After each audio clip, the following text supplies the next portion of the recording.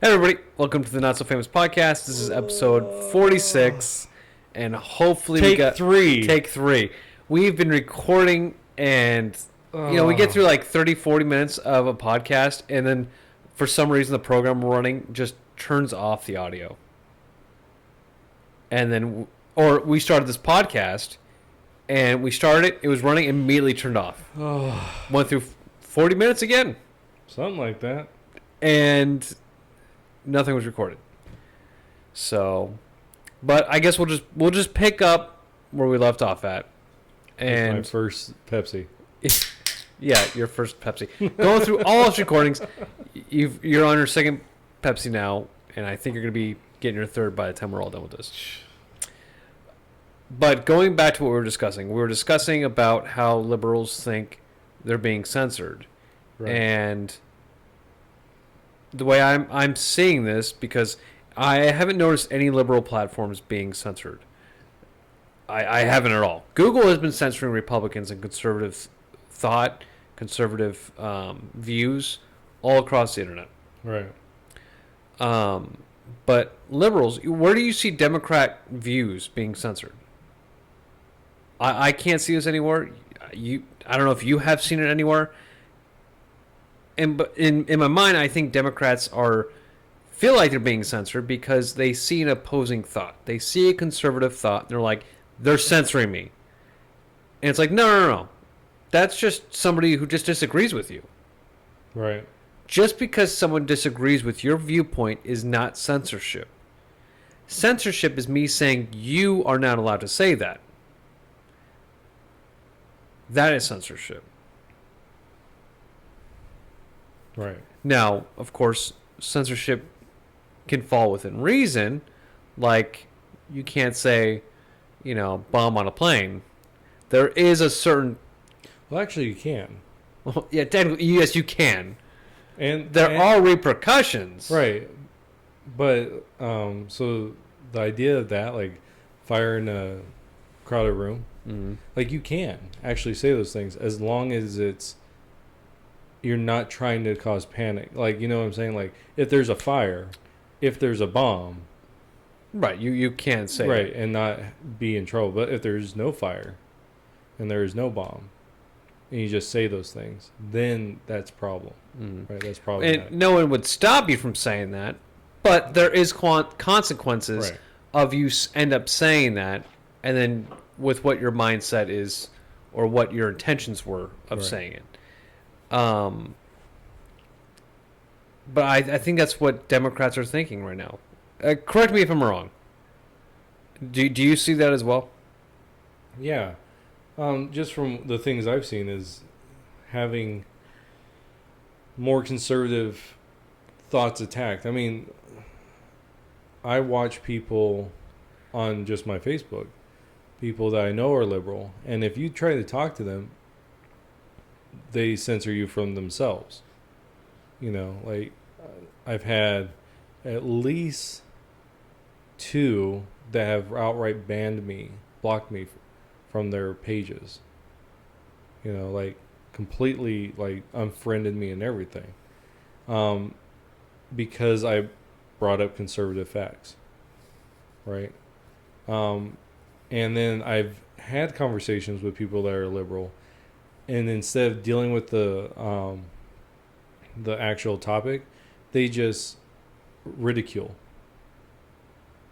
And I see that a lot more with liberals to conservatives rather than the other way around.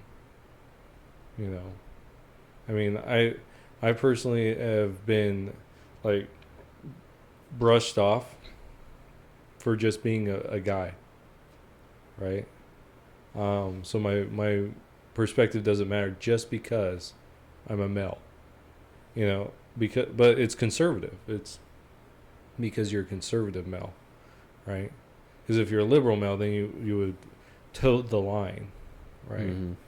And I've read articles from liberals, people that used to be liberals, and have maybe not become conservative, but they have walked away from the progressive wing of the Liberal Party, of the Democrat Party, and they have noticed themselves that they have been attacked by the liberals, those progressives, and not by the conservatives. The conservatives, in fact, there's this one lady that says that she, Bernie Sanders supporter, Obama, voted for Obama and everything, and she went to a Democratic candidate thing, and then the next day, she went to a Trump rally to see the difference, and she said, first off, the Democratic one was just dead, like the way that they ran things. And she went to the Trump one, and she's like, oh, this is like exciting, and there's, patriotic stuff, optimistic, where the other one was pessimistic. But she said that she was standing in line with these people, these conservatives or these Trump supporters, and she had mentioned, she came out as a Democrat, and they're like, oh, welcome. But on the other end of it, she's had death threats from progressives. She's had people that have,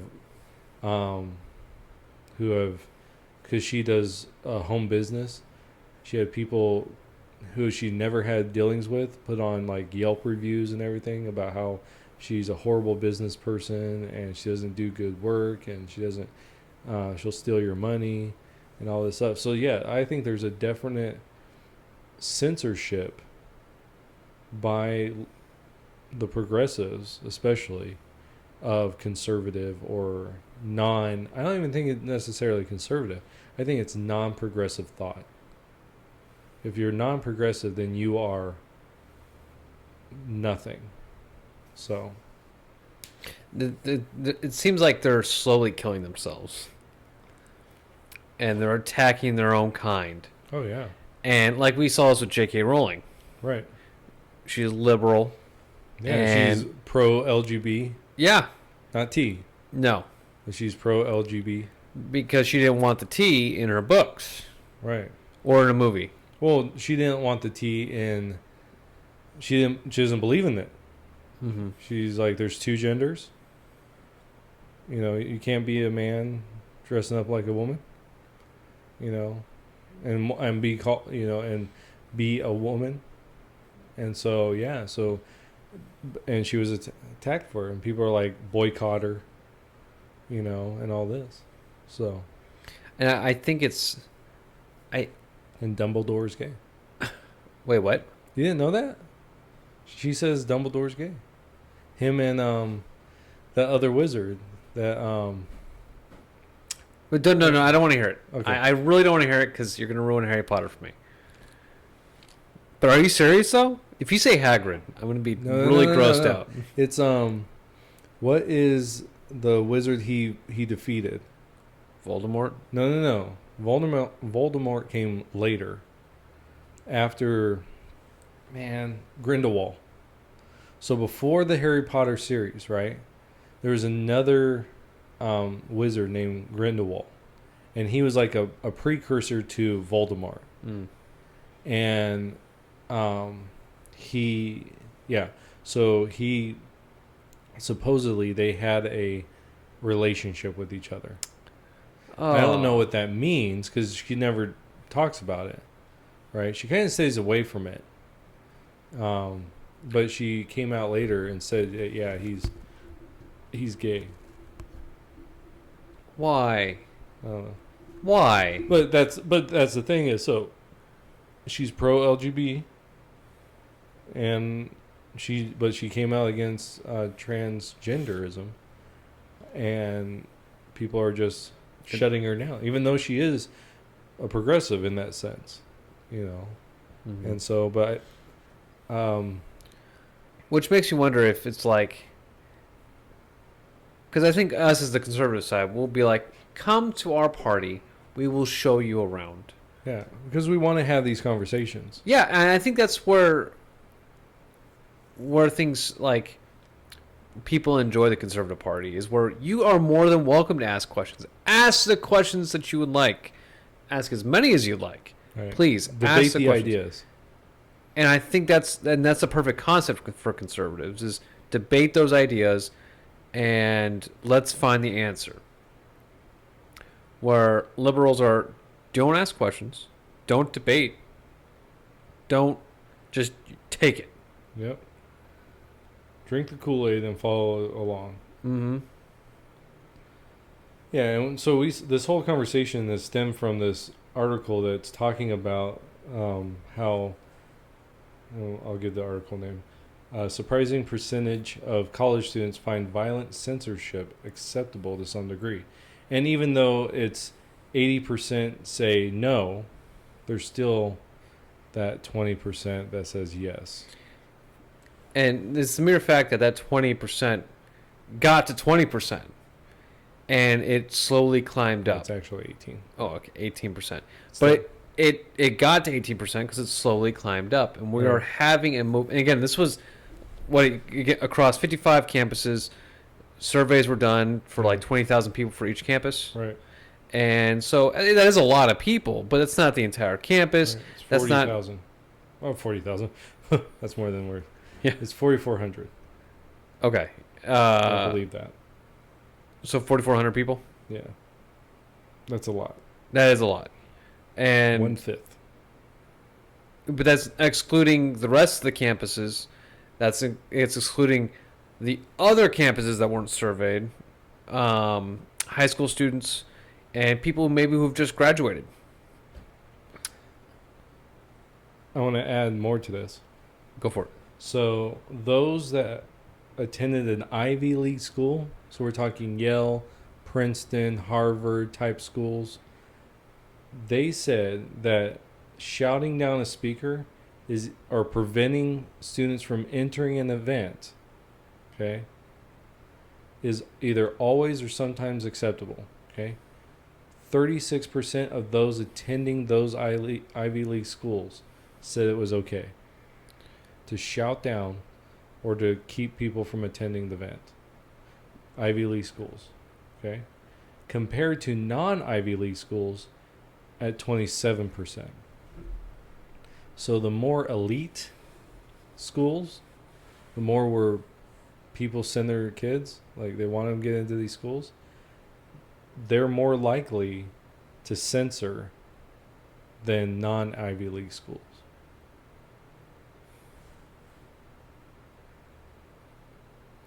So to me, that really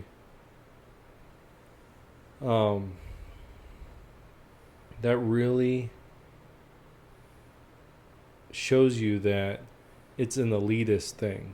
Like the more you consider yourself an elite, the easier it is to say you can censor someone, you know.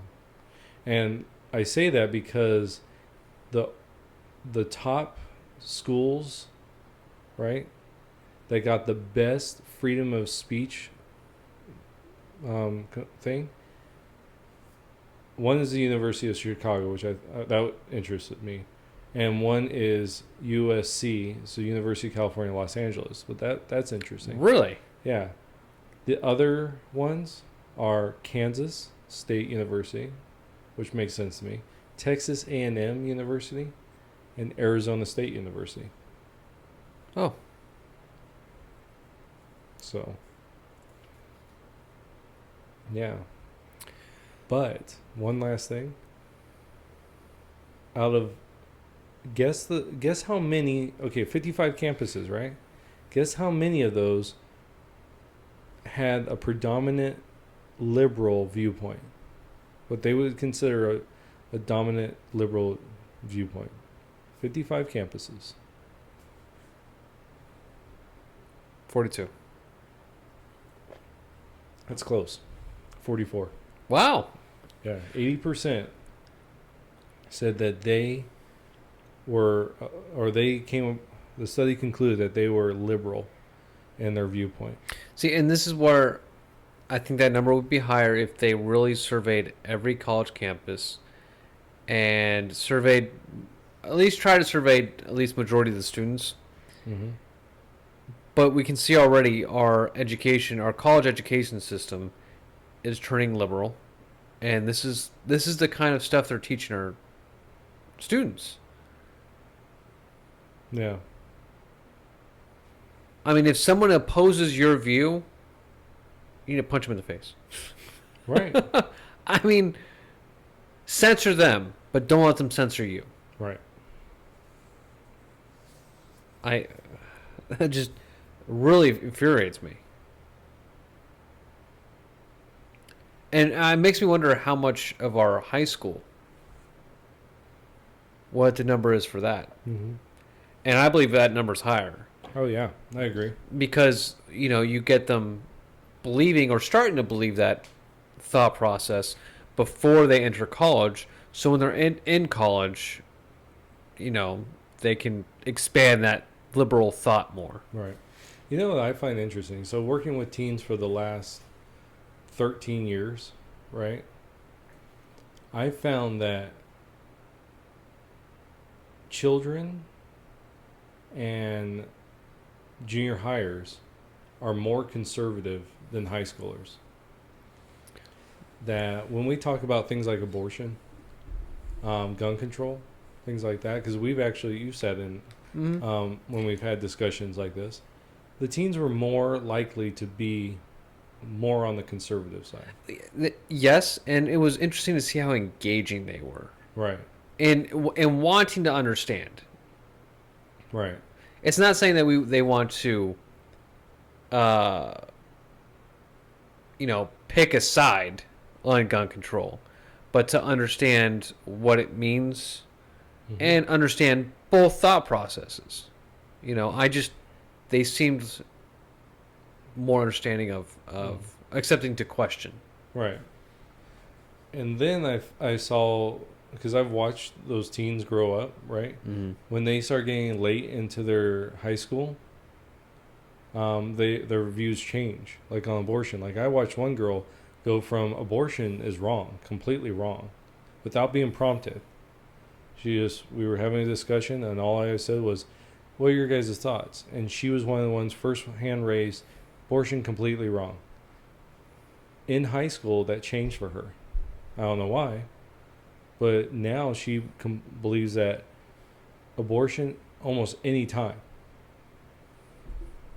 You should get an abortion any time. And if you're a male, you have no say in the process. Like no say. In fact, I actually saw one of her posts not too long ago where she's like, if you don't want an abortion, get a vasectomy. And it's like, okay. But that doesn't stop the killing of innocent children. Like that. Anyways, it really ticked me off. But and it's almost like I remember there's this guy named Kraut Hammer, something like that. He was a Fox News contributor. Yeah, he was a Fox News contributor. Passing away not too long ago. Yeah, he was paralyzed from an accident, I think. But yeah, he passed away a couple of years ago. But I remember a quote that he said, and I don't know if it was from him, but I just remember him saying it. Mm-hmm. He said that if you're not a liberal when you're young, you have no heart. If you're not conservative when you're old, you have no brain. So what he's saying is when you're young, you feel like this is how it needs to be, and so you're more liberal. He's like, but as you get older, and we actually see this, that older people tend to be more conservative because you go through life and you realize liberal policies don't work. You realize that these more socialist, communistic ideals aren't actually real. When you have children, you start realizing, okay, I want to be more, I need a job, I need to take care. I think that's one of the reasons why liberals don't like the family unit, like progressives don't like the family unit, because it makes you more conservative. Like the family unit makes you more conservative because you have to, as a man, you have to take care of your family. So you're going to be wanting to work. As a woman, you understand what it means to have children, birthing children, So you don't want them being aborted. You understand that your husband is someone you love, and so you're not a feminist, right? Because you love him, and you're working with them, so you're not that, so you become more conservative in your views, and so if you get rid of that, you can be more liberal. So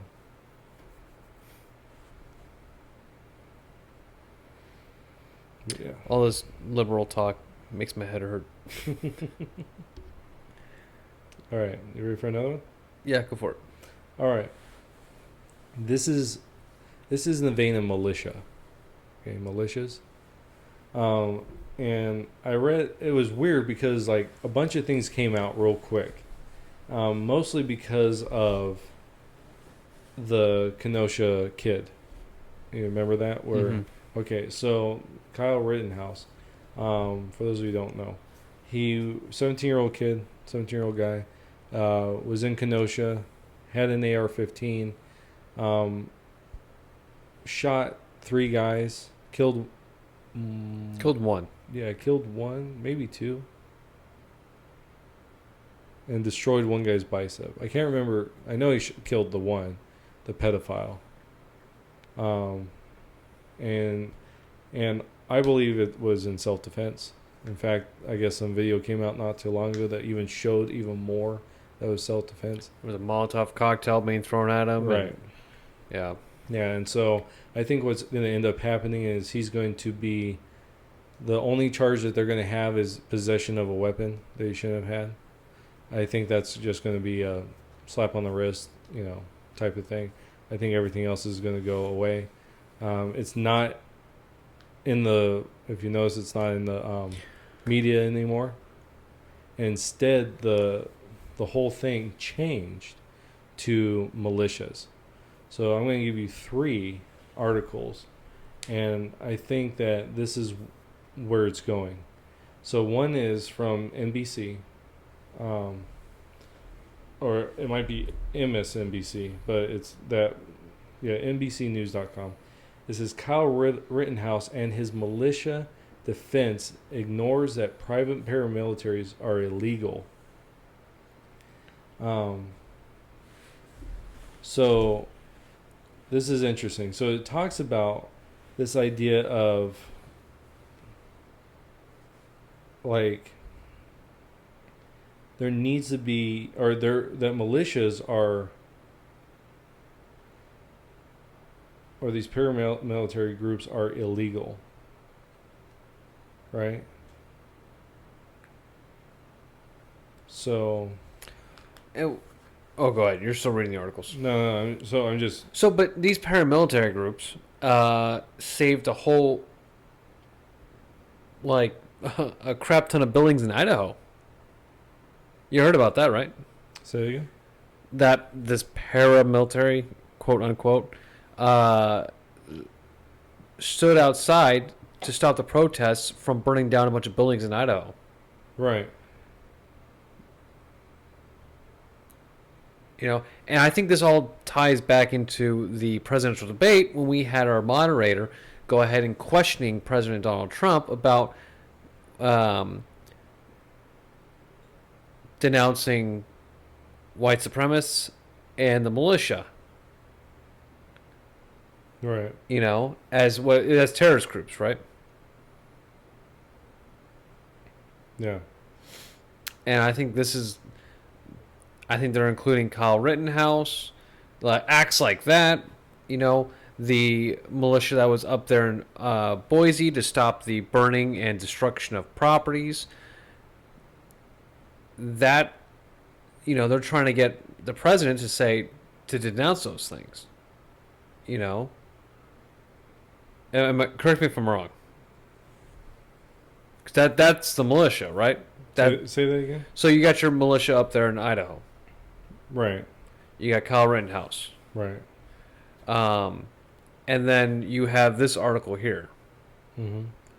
And then you had the presidential debate where our moderator was asking the president to go ahead and denounce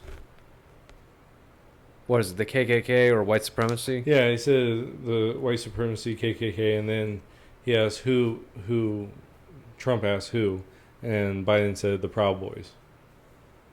Well, who? I thought he said. I thought the moderator said the militia. Yeah, he said right wing militias. Okay, and that's what I want to touch on, because your right wing militia is your people protecting the buildings and properties up there in Boise. Mm-hmm. Is your Kyle Rittenhouse. That's, I guess you consider that you and me, right? Well, I would consider us part of the militia. I consider anyone. Who's actively Well, Second Amendment. No. So my feeling is that anyone who is a law-abiding citizen, that is in the range of an adult, 18 to however old you are, and you can be competent with a firearm, is supposed to be a part of the militia. This is how I interpret the Second Amendment, that the people are the militia. So that means anyone of age that can that's law abiding and can use a weapon And defend their country. right, defend their country, not just and their because the way that the Second Amendment reads, it's a free state, right? Mm-hmm. So like this, it says a well-regulated militia being necessary to the security of a free state, right? So to me, it's and the people that are of age, law-abiding citizens that can control a firearm, you are militia. It doesn't matter. You have the right to be that militia. Mm-hmm. So Well, and I firmly believe that was an attack on conservative Second Amendment, us. Do you believe so during the debate? yeah, I think. Well, yeah, I think it's because listen to this article. And how they phrase things. This is why it's so important to see how people do things. Where is it? Okay. And so this is at the end of this article. It's talking about all these different things. It says we saw this just now in Kenosha, and we nearly saw it 100 times over in Louisville, Kentucky, on July 25th. That's when more than 300 members of an African American paramilitary, the NFAC, or Not Effing Around Coalition, stood only yards away from the heavily armed far-right 3%er outfit during a protest over the police killing of Breonna Taylor in March. But did you see how they framed that? 300 members of an African American paramilitary, the NFAC, standing only yards away from a heavily armed far-right 3%er outfit. See how they did that? Mm-hmm. These people are African American paramilitary, right? These people are far right, heavily armed militia. Yeah, they didn't say militia, but so you know what I'm saying? No, I got you. And then if you keep reading this article, in that right afterwards, it says passions were running high that afternoon. People were shouting slogans. Then a shot rang out. Yeah. Except if you just stop right there and not read on, one, in fact, militiaman had collapsed from the heat. The group's leader later said, and his shotgun discharged, wounding 3. But the way they wrote that prior to it, it's like there was a shot that rang out between these two, right? When the reality was there wasn't. In fact, wasn't a well-regulated militia. They had a negligible discharge, which the head guy actually came out and said it was a bull pump AR rifle, not a shotgun. It was a shotgun, but he came out and said this is why. Because it was a bull pump. And he gave a crappy reason why it discharged, but so Sorry, I cut you off. No, you're fine. I'm not saying I'd like to see that article, but when you really pick it out, you can really see the clear difference between in the writing. You know, whose side this news media is on. Right.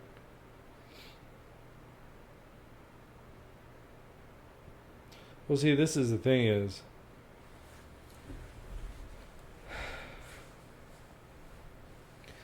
it says in this article that in every state there is something that it says the laws of all 50 states prohibit in one way or another private militias that are not answerable to civilian government authority. I would really like them to actually share that. They should say in each one. They do give one in Wisconsin.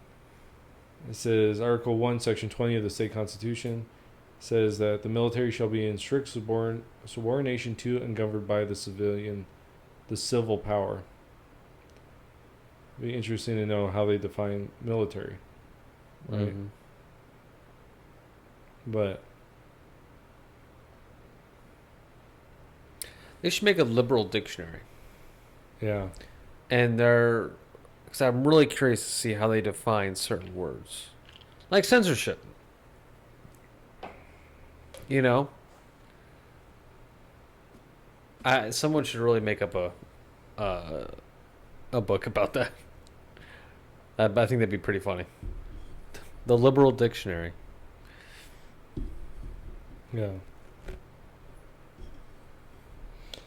Because I want to know what their definition of militia is. And, of course, we'd see that as a right-wing terrorist group. Right? Well, if you look at this picture, it's a guy they're in masks, right? They have it looks like AR-15s. This is an interesting one. It's like his magazine is interesting. I don't even think his magazine's not engaged. Neither is this other one. But the guy behind him, he has a Glock on his hip. Just noticing this guy. But one guy has a "Don't Tread on Me" flag in the background. Another guy in the background has a "Live Free or Die." This guy has a thing that says "Liberty or Boogaloo." That's Nice. Keep calm and return fire. This other, and on his chest it says "Live Free or Die, New Hampshire." NH. But you can tell like what they're trying to say, what a militia looks like, right? Because they don't show the NFAC. That other group, don't show them at all. It's only, yeah. So,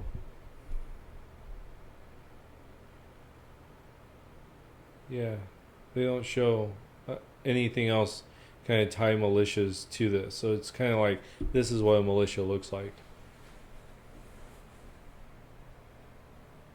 So that's one. You ready for another one? Sure. This comes from the New York Times.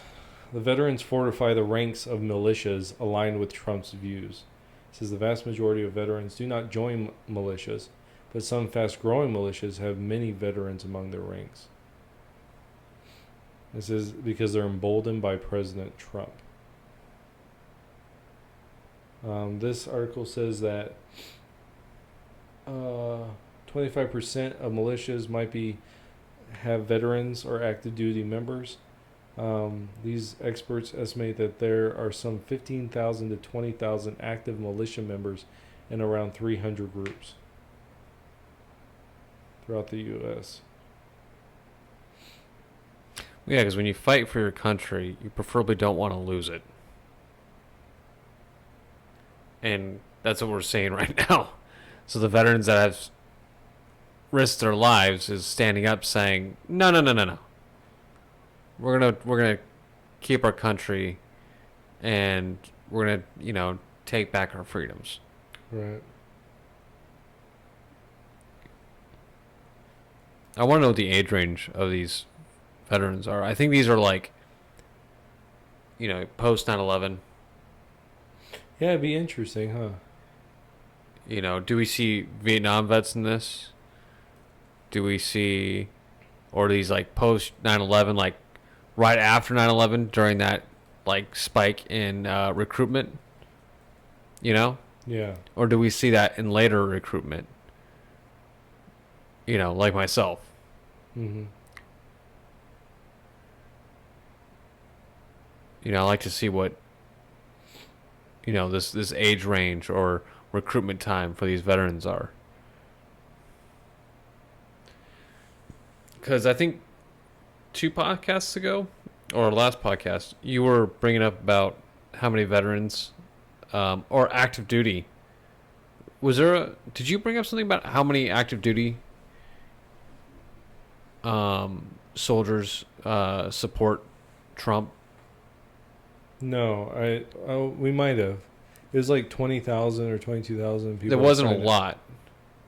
They signed something about it, but I think those were. I thought there was something where it says like active duty soldiers. I think this goes for all branches, not just I think Army or Navy, but majority of active duty soldiers actually against Trump. Right. Yeah, there was a group that signed a petition going against them. Veteran? I don't know if Or it was active. I think it was active. Wow, going against your superior officer, superior commanding officer, superior, Right. commander in chief.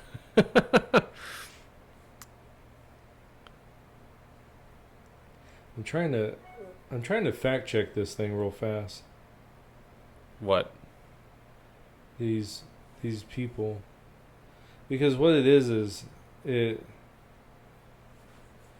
So in this article, it talks about how militias have been, how high profile like attacks have been stemmed from militias. One was two guys killed a federal officer in Oakland. The militia was thwarted. They were going to incite violence in Las Vegas, but they were thwarted. And then the violence during 2000 protests in Charlottesville via involved veterans.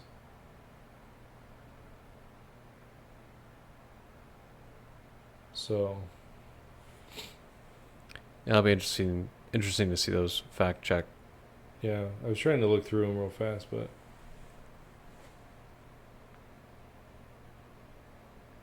Can you think of any on the top of your head? what? Or there was a An actual militia that did things? mm-hmm. No.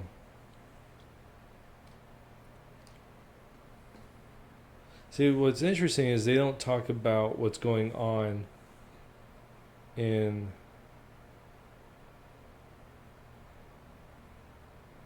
like they bring up Black Lives Matter, but it's always in a victim way.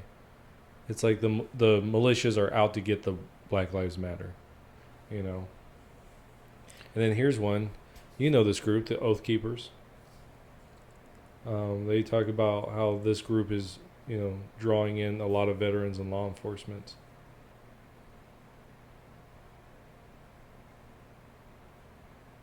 Yeah, because law enforcement and military, we've sworn to protect the Constitution of the United States, Right. foreign and domestic. Right. So we carry that with us even into a veteran status, which will put us in a militia group. right.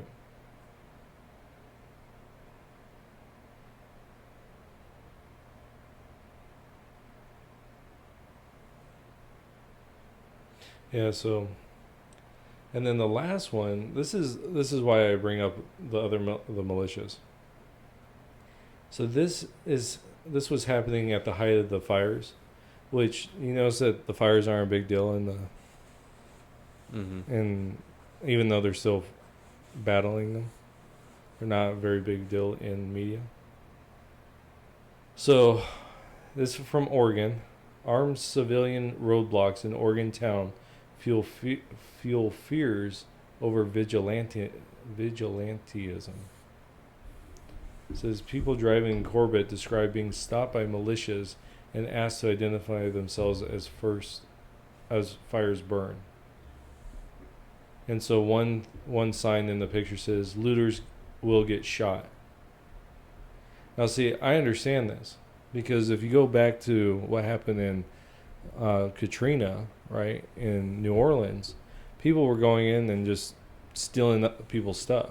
Mm-hmm. In fact, I believe I gotta look this up, but I believe there was something that said that the police in during that time were actually confiscating weapons. I thought I remember something like that happening. Yeah. But like this goes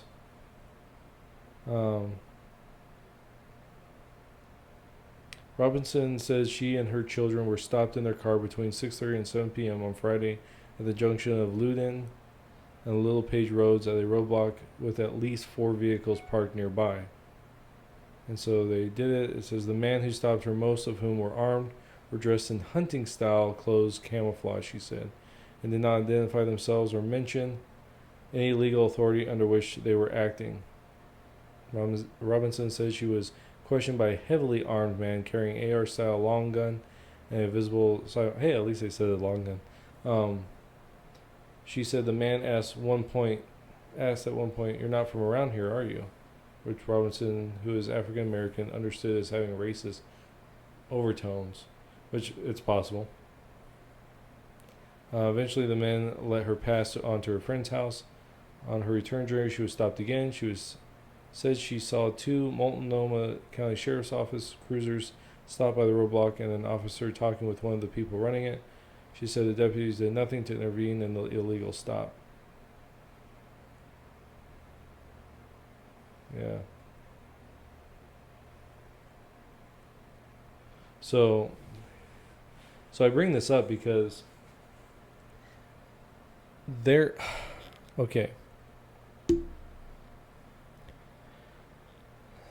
The whole Black Lives Matter movement is now going into the direction of abolishing police officers, right? Mm-hmm.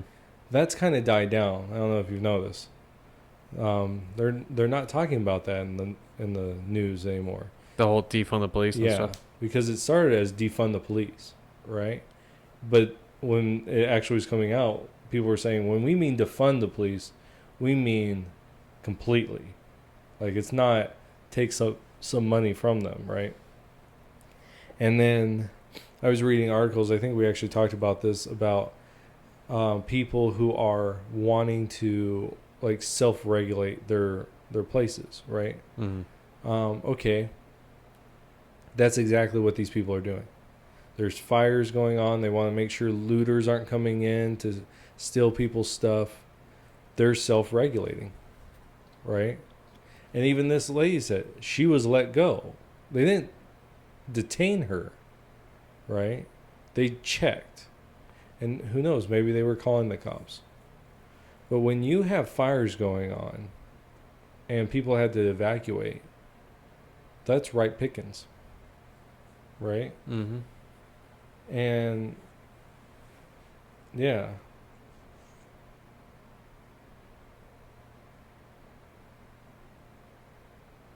So I mean, are we gonna? So this is what I'm saying. If we're gonna get rid of the police, what's gonna be that thing that stops crime, right? And if we're saying, well, we can't take it into our own hands, so you can't have a government agency, the police department, to regulate crime. You can't, or to respond to crime. You can't, you yourself as a citizen, take it into your own possession to stop crime. What is there to stop the bad person from doing bad things? At that point, it's nothing. Mm-hmm. Because the citizen can't do it and the government can't do it. So the criminal can just do whatever they want. And to me, people stopping them automatically goes, okay, maybe we shouldn't do this. Right? If I'm driving and I have criminal intent and I see a bunch of guys with weapons, that might make me rethink what I'm going to do. Because you have rioters and looters coming from other states going across state lines to go ahead and riot and loot Right. places. And they take advantage of that scenario, that situation. Oh, there's fires over here. Well, hey, guys, let's go over there and loot the place. You know, this is the perfect time to do it. And it defund the police, abolish the police. So who's left to do it? Man, if only we had some kind of militia. Right.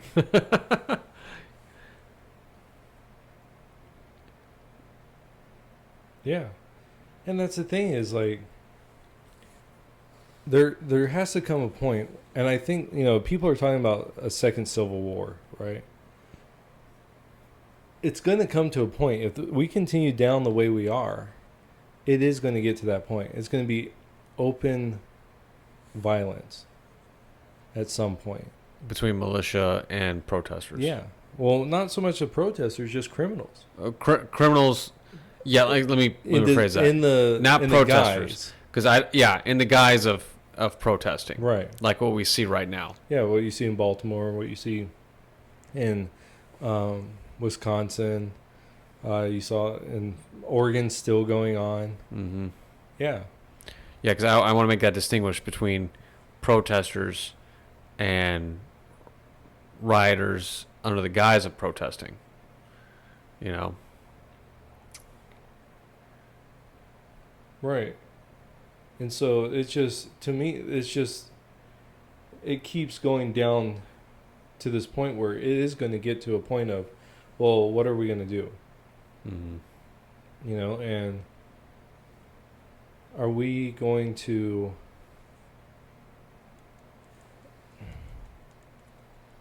see that this is how I envision what's going to happen. If you have Trump winning in November, right? We're less than a month. No. Yeah, we're less than a month now away from it. Trump wins in November. One of two things are going to happen. If he has the Senate and the House on his side, I think that he's going to go gangbusters on these riots. I think he's going to be like, you know what? We're done. Send in the National Guard. Which I don't think he should. Without the governor saying, I want the National Guard. Mm-hmm. Right? I think the governor should be the one that does it. Because... Well, it's the governor's responsibility. Yeah, it's his responsibility to take care of the state. When the federal government gets involved, now you're doing a national emergency. Right. Yeah. And I think, to me, the federal government, they should only worry about the borders and foreign.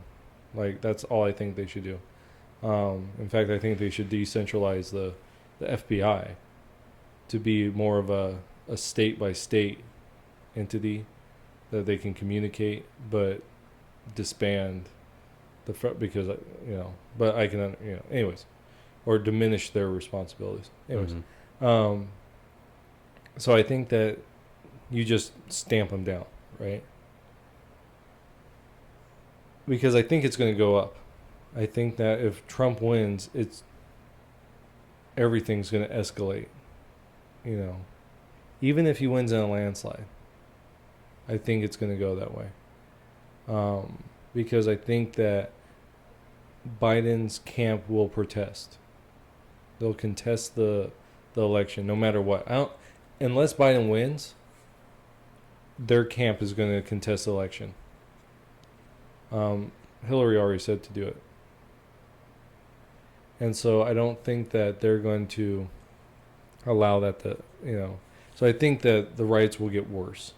Mm-hmm. And I think that if Trump can, I mean, he doesn't have to run again. He doesn't have to worry about that. So he can stamp those things down. But again, I don't think he should. I just think that it's going to be a problem.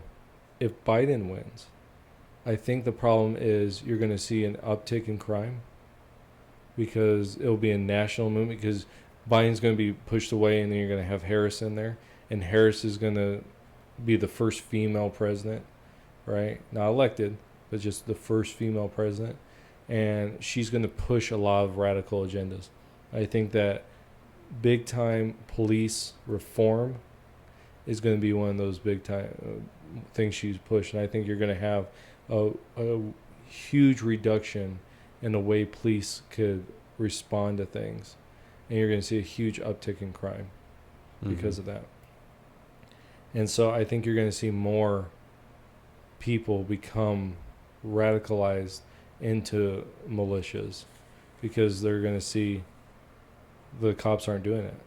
And so if they're not going to do it, I need to protect my home.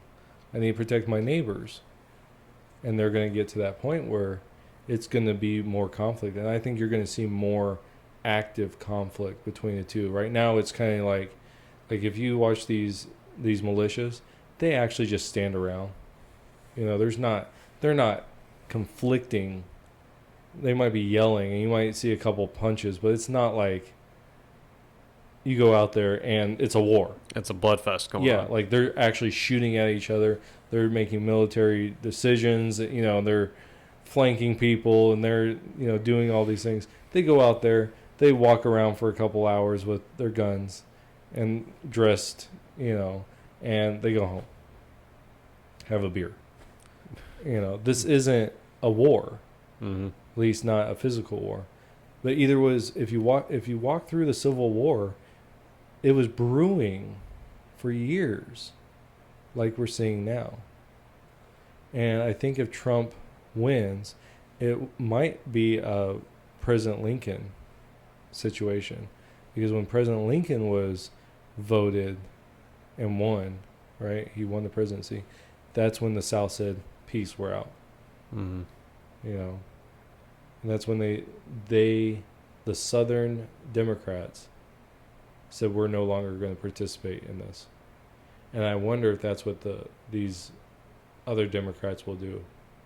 These more progressive ones are just going to be like, "We're done." And I wonder how we're going to see, because there's been talking about succession anyways. I'd like to see what happens. It's going to be interesting. Yeah. I'm actually really terrified for this presidential election. Well, it's a huge one. And I think it's so big because in presidential elections in the past, with Reagan, I think it's one of them, but with Bush, the first Bush, Clinton, second Bush, and Obama, I think all of those were just degrees. You know, like Bush was not a Reagan. He was just a degree off from a Democrat. And then Clinton was a Democrat, but he didn't care. Like, it was whatever works. And so when it came down to working with a Republican House, he was willing to work with them. Bush, same thing. You know, he's just a degree off from a liberal. Obama, I think, was the first one that really pushed the progressiveness. I mean, Clinton did. You know, you had the crime bill and all that stuff. But I think Obama was the one that really pushed it, and I think that's when a lot of people woke up. Is, wait a second, what's going on? In fact, I think I shared this. I was talking to a lady not too long ago. She said when she feels like when her generation was growing up, they kind of just allowed politics to happen. And now that they're older, they realized. And I think it's because everything was being moved so slow, and you didn't really realize it because it wasn't in your face. It wasn't all of a sudden. Where when Obama came into presidency, things just moved very quickly. Right. That progressive thought, that progressive action, just like, whoa, what's going on? You know, and like you said, people are waking up and going, "Uh-oh." And I think that it's Jimmy Carter situation to Reagan. Mm-hmm. We had Jimmy Carter in there, and people like, this guy's an idiot, right? He just did horrible stuff. And then you got your Reagan, who was the response to Jimmy Carter, and I think that kind of slowed everything down. Mm-hmm. And then you got Bush, and then you got Clinton. He kind of moved it a little more, but not much. Even the second Bush, I think he didn't do conservative things. I think he just kept it mediocre, and then Obama just shifted it. And and the progressives with Trump, I think, have shown their hand. Mm-hmm. And so, but yeah.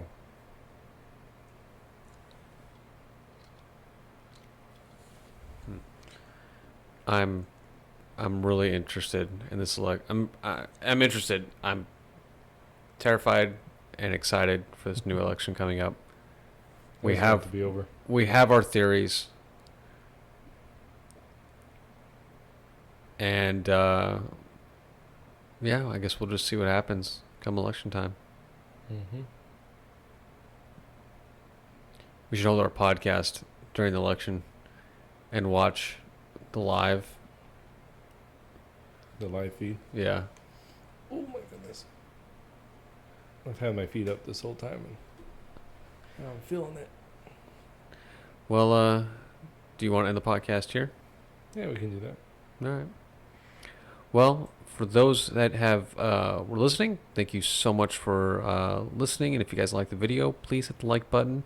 And if you guys want to see more videos, hit the subscribe button as well. Again, we are on episode 46, and we're almost to 50.